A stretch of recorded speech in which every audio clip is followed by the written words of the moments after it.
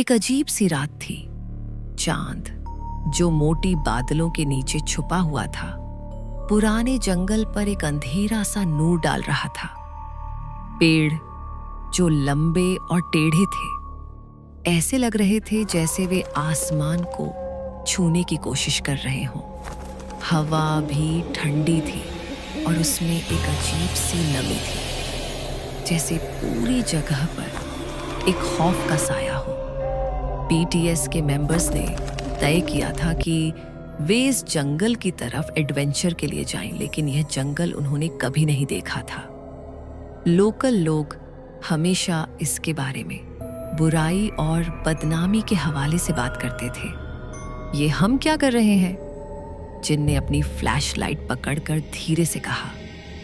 उसकी आवाज थोड़ी कांप रही थी।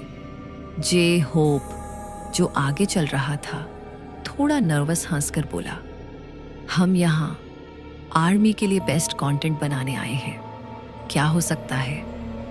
लेकिन जे होप भी अपनी छुपी हुई परेशानी नहीं छुपा पा रहा था। उसका यूजुअल एनर्जेटिक अंदाज अब एक खौफ से भरे हुए साइलेंस में तब्दील हो गया था।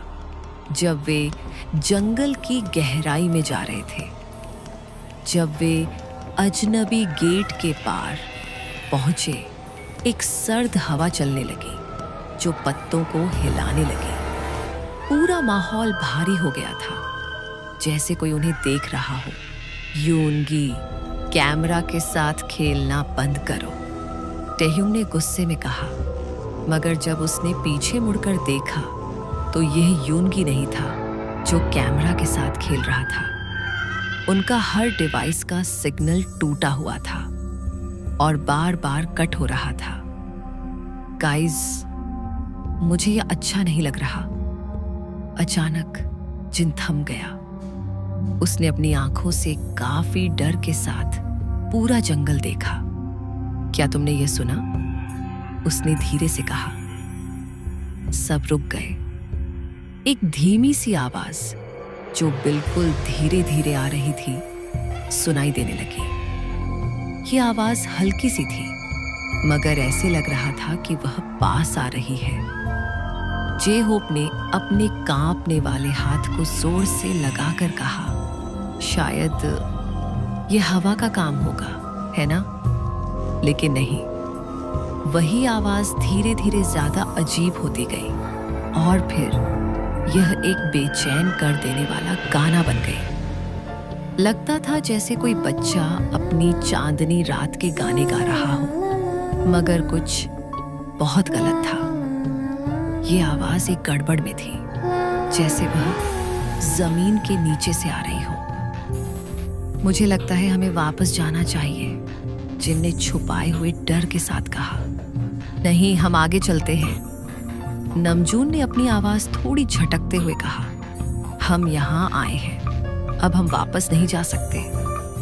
मगर वह भी अब कॉन्विंस नहीं था। आसमान और भी ज्यादा अंधेरा हो गया था और जंगल उन्हें अपनी तरफ खींच रहा था। अचानक दरख्त हिलने लगे। उनकी शाखाएं इस तरह मुड़ने लगी जैसे वे उन्हें अपने साथ खींचना चाहे। जे होप ने घबराकर फौरन दौड़ लगा दी, लेकिन जमीन के नीचे से कुछ गिरा और वह एक छुपी हुई गड्ढे में गिर गया। J Hope!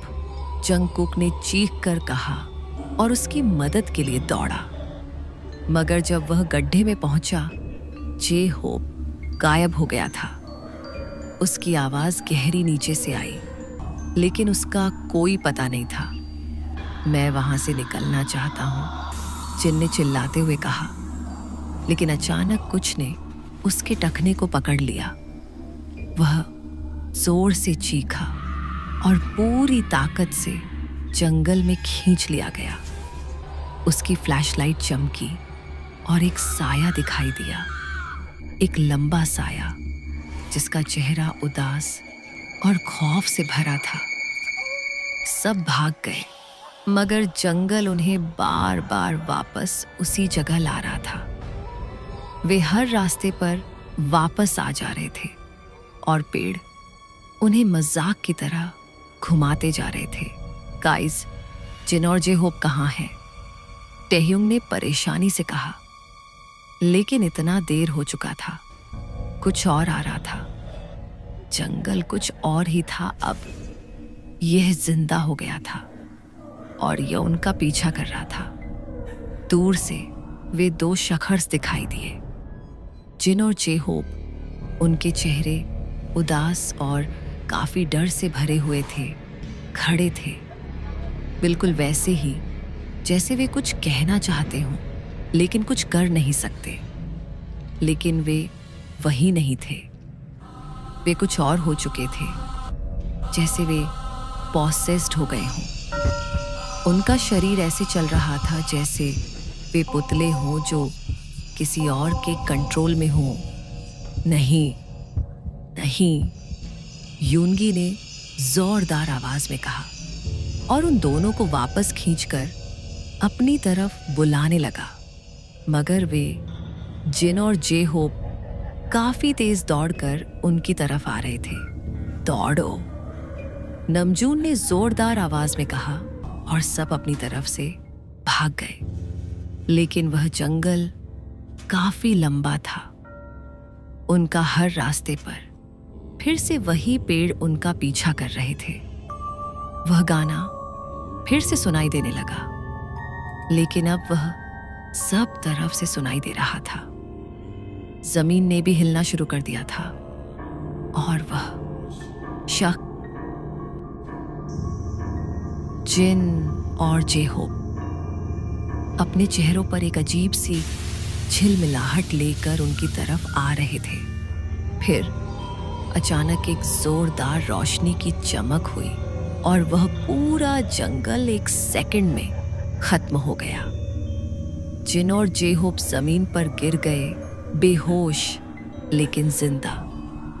वही भूतिया रूहें गायब हो गई थी और जंगल वापस उसी खौफनाक खामोशी में चली गई थी। जिन और जे होप ने अपनी आंखें खोली। उनके चेहरे काफी डर से भरे हुए थे। मुझे कुछ दिखाई दिया, जिन ने धीरे से कहा। उसकी आवाज काफी थमी हुई थी। यह सिर्फ सपना नहीं था, यह असली था। और फिर उन्होंने वह आवाज फिर से सुनी, वह लोरी जो अब भी सुनाई दे रही थी। थोड़ी धीमी थी लेकिन बिल्कुल वाजिब थी।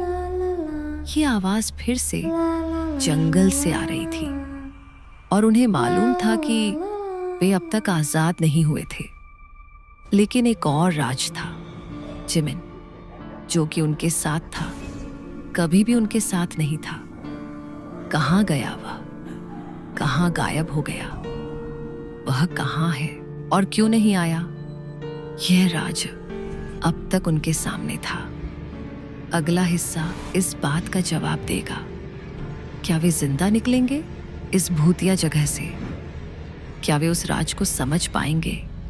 यह सब अगले पार्ट में मालूम होगा। तुम्हारी आर्मी, मिलते हैं अगले पार्ट में।